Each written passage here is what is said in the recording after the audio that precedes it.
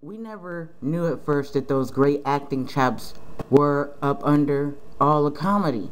How did that come about? You know, being an actress is something that literally fell into my lap.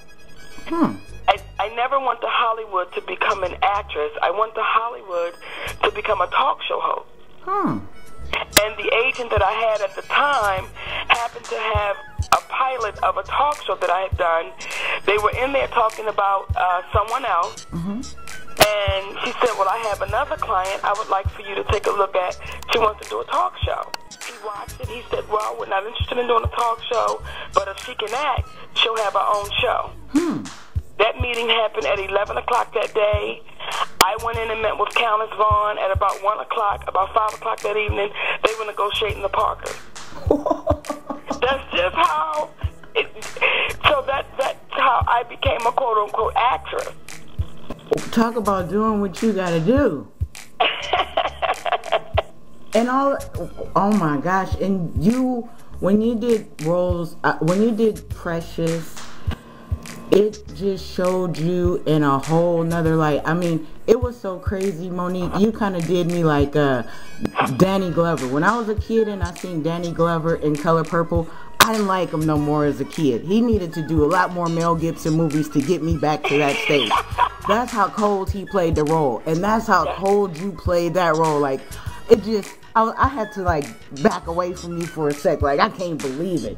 And I said, man, that is powerful. That's a powerful lady. That's a bad sister, because she just did that and did it so well. And you did it along the lines of like a Meryl Streep or a Sandra Bullock. I mean, you broke barriers. You know, the best advice I got to play Mary Jones was from my husband, Sidney. And he said, Mama, don't judge her. Just be her. That's it. You know, that's it. And I knew her. I knew that personality. I knew that energy. I knew that character. That character was my brother Gerald. And I know how I felt when his presence was around.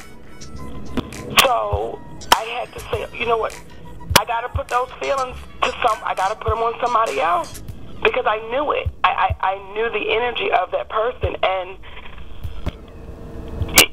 we had so much fun because we were challenging ourselves with, all right, are we going to really take it there? Let's go. And every time Lee would say cut, it was a party in between those takes. Because it was us saying, y'all better stop playing. We did that. All right, then. So, you know, it wasn't heavy. It was in action. We became those people. In cut, we became us. And you know what? You have a strong team around you. You just mentioned Sidney.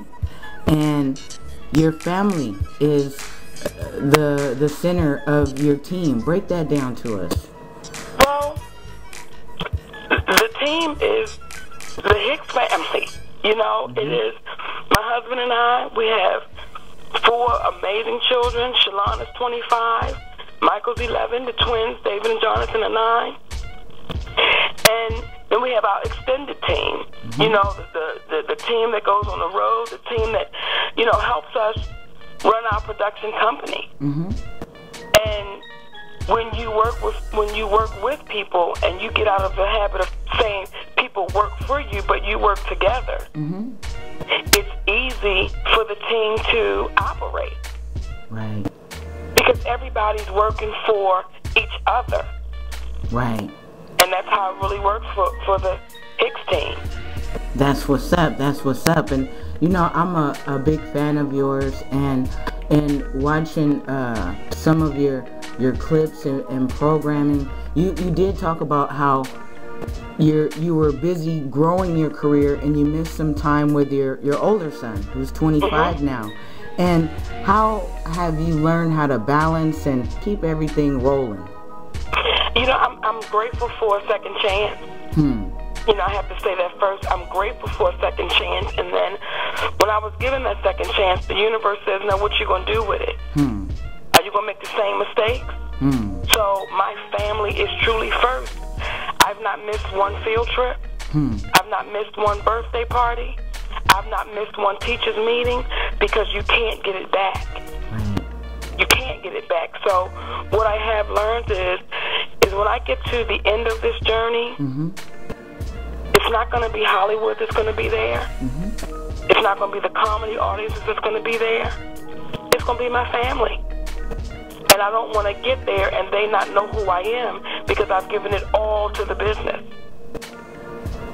Right. So I just know the priority, and the priority is my family. Do we have to work? Of course. Of course we do. But we balance it out because we know what truly comes first. Once we do our job, we had a great time. We see y'all later. But there was a time I had to be at every party, every event. If it was going on, honey, Monique was there. Okay, I was popping it. I'm networking. I'm getting it. Right. But that cost me 2 marriages. And the relationship with my oldest son. So again, I'm grateful for those chances to say I'm going to get another chance, and hopefully this time I will get it right and pay attention to what's truly important. Right. Hey, do parents just flip out when you get on the yellow bus with them? Listen, our babies are homeschooled. Oh, okay. So their field trip's a little different. Okay? But baby, when I tell you we show up as the Hicks school, do you hear me? We show up. Listen, we show up with name tags.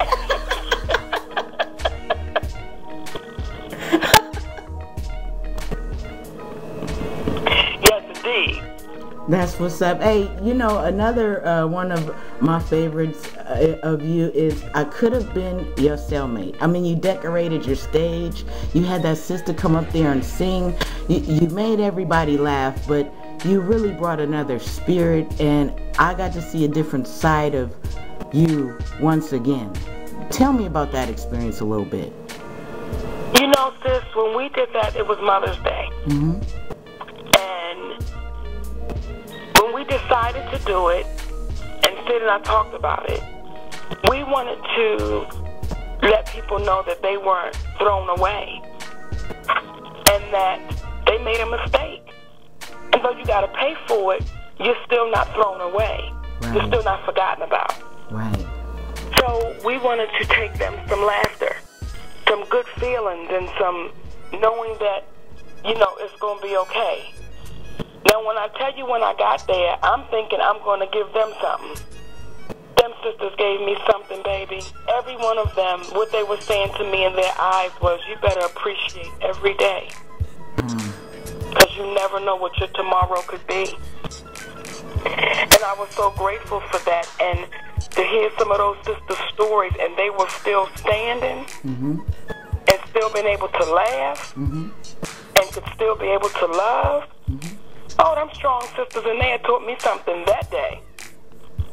So it was an honor to be able to go in there and hold hands and look into the eyes of sisters that truly just made a mistake, but they're good people. Yeah. Hey, you're from Baltimore, right? Yes, ma'am. Hey, what do you think about that mom that came up there and whooped her son? Listen, that mom was getting tagged in from all over the world. Every mother was tagging her in, talking about, get him.